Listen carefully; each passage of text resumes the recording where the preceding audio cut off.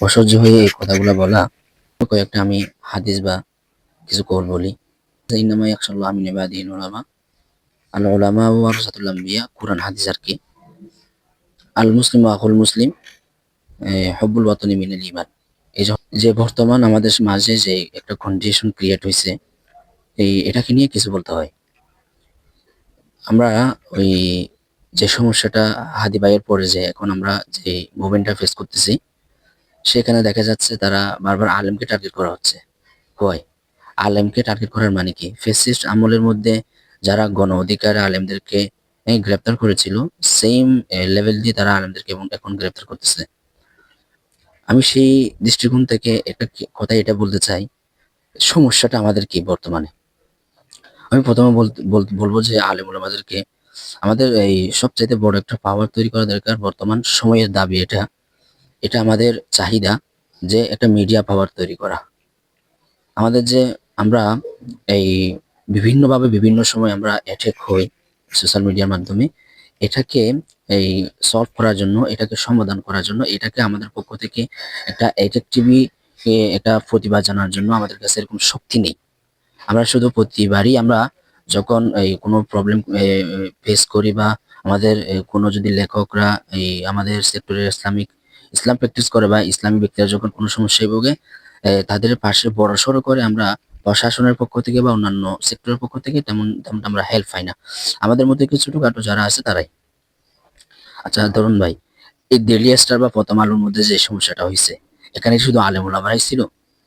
এখানে তো যাদেরকে গ্রেপ্তার করা হচ্ছে সেখানে তো অনেক আলেম ওলামাই তো যায়নি, জাস্ট তারা একটা লেখালেখি করছে। লেখালেখি কি করতেছে না, পিনাকি করতেছে, তারপর হচ্ছে কি আপনার ইলিয়াস করতেছে। এর চেয়ে আরো তো উগ্রপন্থায় যারা লেখালেখি করছে তাদেরকে তো ধরেন নাই। মানে যে পরিবারে আপনারা আলেম ওলামাদেরকে বা ইসলামী ব্যক্তিদেরকে হয়রানি করতেছেন, রাতে ঘরে গিয়ে বা রাত 2টায় গিয়ে তাদেরকে সিভিল ড্রেসে গিয়ে তাদেরকে গ্রেপ্তার করতেছেন, এটা তো ঠিক না। এটা কোন রুলে, আপনাদের কোন নিয়মে পড়ে? তাদেরকে কোনো মানে পৃথিবীতে কোনো রিজনও তো নাই আপনাদের কাছে, তারা যে করছে এরকম কোন একটা প্রমাণ আপনাদের কাছেও নাই। মানে একটা সন্দেহের ভিত্তিতে গিয়ে তারা আপনাদেরকে তাদেরকে হয়রানি করতেছে। এমনকি তাদেরকে কই নিয়ে যাওয়া হচ্ছে বা তাদের ফ্যামিলি কাদের সাথে যোগাযোগ করবে, সেরকম কোনো তাদের কাছে মানে আলামতও থাকতেছে না। আসলেন, নিয়ে গেলেন, পরবর্তী তারা কাদের সাথে যোগাযোগ করবে?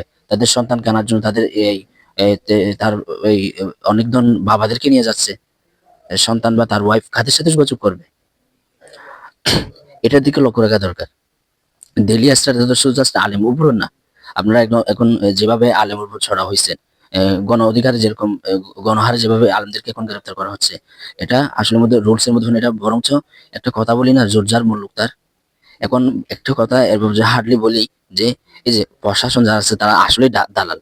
দালাল প্রশাসন যেভাবে, তারা তো হাদির এই ঘাকি করতে পারে নাই, মানে আসামিকে ধরতে পারে নাই। যেমন নাকি এই আসিয়ার ধর্ষণের মামলায় যে 90 দিন দেওয়া হয়েছিল, এই ধর্ষণ এই ছোট বাচ্চার আগের 9 দিনের টার্গেট দিচ্ছে, 90 দিনের টার্গেট দিছিল।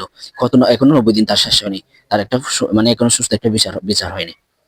সেম ভাবে হাদি ভাইয়ের জন্য কি দিছে আসিফ নজরুলে? 90 দিনের আলটিমেটাম দিচ্ছে, 90 দিনের মধ্যে সে বিচারটা সম্পূর্ণ করবে, করবে। এখনো তো সে এই মানে বাংলাদেশে আছে নাকি ওই বাহিরের দেশে আছে, ভারতে আছে, এটা তো শনাক্ত করতে পারে না সে, স্বরাষ্ট্র উপদেষ্টা। আমার মূল কথা এটা ছিল যে আরেকটা বিষয় এখানে আমি কালকে একটা জিনিস একজনের মধ্যে দেখলাম, যে আমরা আলিম ওলামা যারা আছি আর কি, সকলকে বলতেছি, তোমরা ভাই শরিক হইয়া করতে পারো, তোমরা এককভাবে করো না। আমরা প্রতিবারই আন্দোলনের মধ্যে একটা কি করি, মানে আমাদের যে শরিকটা হই, আমরা যে অংশ নিই, এটা হচ্ছে কি অন্যরা একটা মুভমেন্ট তৈরি করবে, সেখানে গিয়ে আমরা শরিক হই। কেন তোমরা নিজে করতে পারো না? এই জন্য তো তোমাদের এই হাল। তাদেরকে তারা গণনা, তারা তোমরা মনে করো তোমরা হচ্ছে কি শক্তি না, তোমরা অন্যজনের শক্তির মধ্যে গিয়ে আরো সুপার পাওয়ার হচ্ছে। তোমরা নিজে নিজে করো। যেমন নাকি তোমরা এই যারা এই পীর মাসায়ের আছে বা আমাদের মুরব্বীরা আছে, তোমরা এক একজনের কি সাপোর্ট করো, এর সাপোর্ট নেই, এর সাপোর্ট নেই। একজনেই অপরজন সাপোর্টার যদি আরেকজনকে কিছু বলে, একটা শব্দ বলে, শব্দ চেনে সমস্যা হয়, তারা ফাইটে ফেলো, তোমরা একে মারো, একে মারো। হ্যাঁ, তোমরা যখন কি যাও আমাদের মতো আমরা যারা কথা বলতে চাই, আমরা কি দেশের মানুষ না? হবুল ওয়াতানি মিনাল ঈমান, এটা আমরা ভালো বুঝি না? তো আমরা যখন কাজ করতে চাই, আমরা কোনো সমস্যা ফেস করি, তাহলে আমাদের মুরব্বীরা কই জায়গা? সেম ভাবে আমরা ওই হেফাজতের মধ্যে সমস্যাগুলো দেখছিলাম এর আগে। এখন অনেক হেফাজতের নেতা কর্মীরা বা অনেক কর্মী যারা আছে তারা এখনো কারাগারে। তাদেরকে নিয়ে আসার জন্য, তাদেরকে চুড়াই নেওয়ার জন্য তো কোনো এরকম স্ট্রং কোনো ব্যবস্থা নেওয়া হয়নি।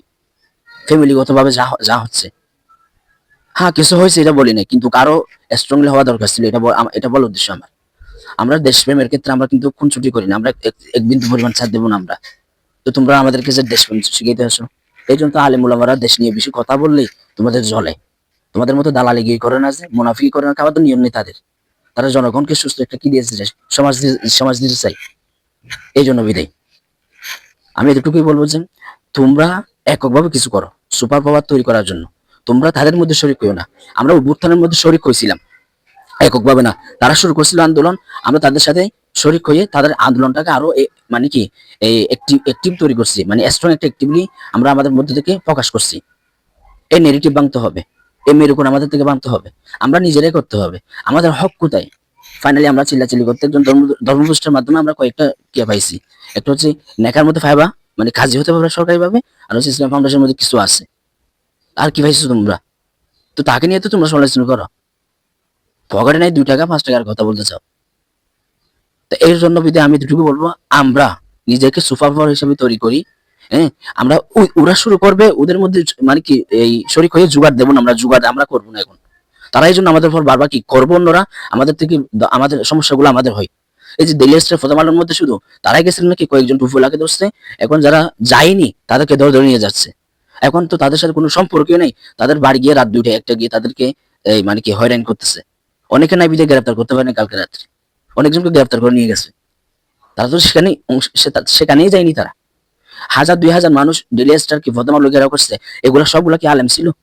2 1 জন আলেম ছিল, তাদেরকে যেভাবে মিডিয়া জাল করা, যেভাবে হাইলাইট করতেছে, মানে তাদের সহ্য হয় না। এমন হওয়া দরকার যে আলেম ওলামা যখন তারা যখন হয় না আজান না দেয়া, তারা যখন বিবাহ করে তখন আলেমদের লেখাপড়া এগুলো না করা, আর একটু যখন মৃত্যুবরণ করে তখন জানাজাগুলো না পড়া, তখন উচিত ছিল তারাই করুক এগুলো।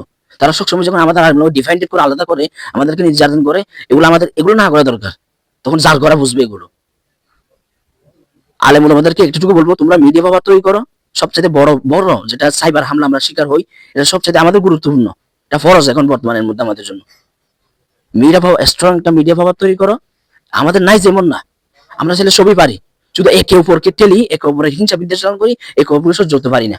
ছোট ছোট বিষয় নিয়ে আমরা শুধু একে অপর বিদ্বেষ লালন করি। মিডিয়া পাওয়ার তৈরি করতে হবে। এখন আমরা এককভাবে আন্দোলন করব। আমরা নিজেদের স্ট্রং একটা পাওয়ার তৈরি করতে হবে নিজ জায়গা থেকে। আমরা শরীর হয়ে আন্দোলন করব না। হ্যাঁ, তাদেরকে সাপোর্ট করবো এটা বলি না, কিন্তু তাদের যে ইনকালাম মঞ্চ একটা এক্সট্রা একটা পাওয়ার থাকে, এনসিপির একটা এক্সট্রা পাওয়ার আছে, বিএনপির একটা দলীয় পাওয়ার, আমাদের কি আছে?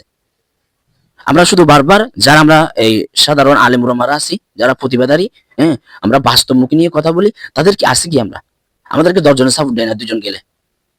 এখন তোমরা নিয়ে যাচ্ছ, লেখালেখি করলে হবে না, হয়রানির শিকার হচ্ছে। এগুলো আমাদের পরিবর্তন করতে হবে, এককভাবে আন্দোলন করতে হবে, আন্দোলন একটা জায়গা তৈরি করতে হবে।